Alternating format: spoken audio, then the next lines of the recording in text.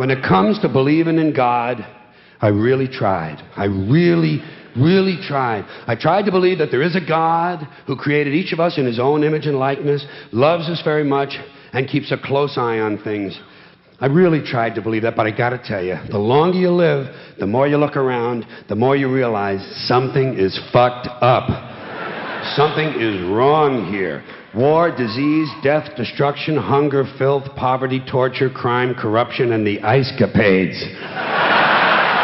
Something is definitely wrong. This is not good work. If this is the best God can do, I am not impressed. Results like these do not belong on the resume of a supreme being.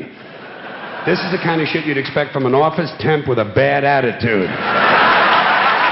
And just between you and me, in any decently run universe, this guy would have been out on his all-powerful ass a long time ago. And by the way, I say this guy because I firmly believe, looking at these results, that if there is a God, it has to be a man. No woman could or would ever fuck things up like this.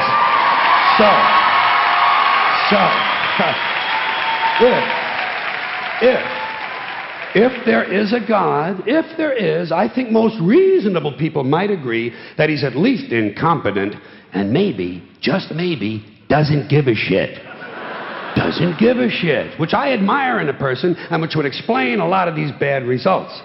So rather than be just another mindless religious robot, mindlessly and aimlessly and blindly believing that all of this is in the hands of some spooky, incompetent father figure who doesn't give a shit, I decided to look around for something else to worship, something I could really count on. And immediately, I thought of the sun. Happened like that.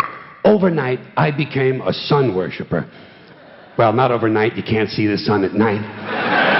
But first thing the next morning, I became a sun worshiper. Several reasons. First of all, I can see the sun. Okay? Yeah. Unlike some other gods I could mention, I can actually see the sun. I'm big on that. If I can see something, I don't know, kind of helps the credibility along, you know? So every day I can see the sun as it gives me everything I need: heat, light, food, flowers in the park, reflections on the lake, an occasional skin cancer, but hey, at least there are no crucifixions, and we're not setting people on fire simply because they don't agree with us.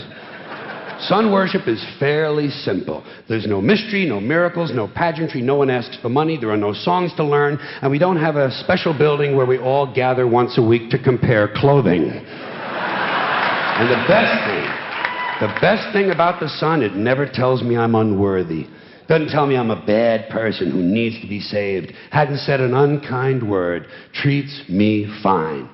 So, I worship the sun. But I don't pray to the sun. Know why? I wouldn't presume on our friendship. It's not polite.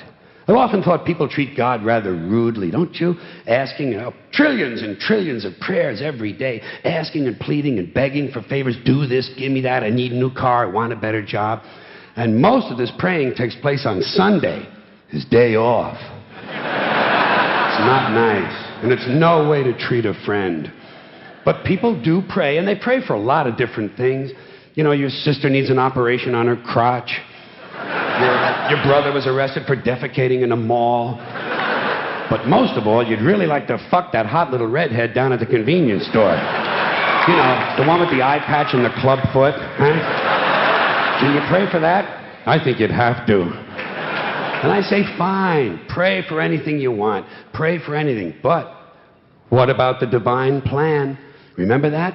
The divine plan. Long time ago, God made a divine plan. Gave it a lot of thought, decided it was a good plan, put it into practice. And for billions and billions of years, the divine plan has been doing just fine. Now you come along and pray for something. Well, suppose the thing you want isn't in God's divine plan. What do you want him to do? Change his plan? Just for you? Doesn't it seem a little arrogant? It's a divine plan. What's the use of being God if every rundown schmuck with a $2 prayer book can come along and fuck up your plan? And here's something else, another problem you might have. Suppose your prayers aren't answered. What do you say? Well, it's God's will. Thy will be done. Fine. But if it's God's will and he's going to do what he wants to anyway, why the fuck bother praying in the first place? Seems like a big waste of time to me. Couldn't you just skip the praying part and go right to his will? It's all very confusing. So to get around a lot of this, I decided to worship the sun. But, as I said, I don't pray to the sun. You know who I pray to? Joe Pesci. Joe Pesci. Joe Pesci. 2 reasons. First of all, I think he's a good actor, okay? To me, that counts. Second, he looks like a guy who can get things done. Joe Pesci doesn't fuck around. Doesn't fuck around. In fact, Joe Pesci came through on a couple of things that God was having trouble with. For years, I asked God to do something about my noisy neighbor with the barking dog. Joe Pesci straightened that cocksucker out with 1 visit. It's amazing what you can accomplish with a simple baseball bat. So I've been praying to Joe for about a year now. And I noticed something. I noticed that all the prayers I used to offer to God and all the prayers I now offer to Joe Pesci are being answered at about the same 50% rate. Half the time I get what I want, half the time I don't. Same as God, 50-50. Same as the 4-leaf clover and the horseshoe, the wishing well and the rabbit's foot. Same as the mojo man. Same as the voodoo lady who tells you your fortune by squeezing the goat's testicles. It's all the same, 50-50. So just pick your superstition, sit back, make a wish, and enjoy yourself. And for those of you who look to the Bible for moral lessons and literary qualities, I might suggest a couple of other stories for you. You might want to look at The 3 Little Pigs. That's a good one. Has a nice, happy ending. I'm sure you'll like that. Then there's Little Red Riding Hood, although it does have that X-rated part where the big bad wolf actually eats the grandmother, which I didn't care for, by the way. And finally, I've always drawn a great deal of moral comfort from Humpty Dumpty. The part I like the best, all the king's horses and all the king's men couldn't put Humpty Dumpty back together again. That's because there is no Humpty Dumpty and there is no God. None, not one, no God, never was. In fact, I'm gonna put it this way. If there is a God, may he strike this audience dead.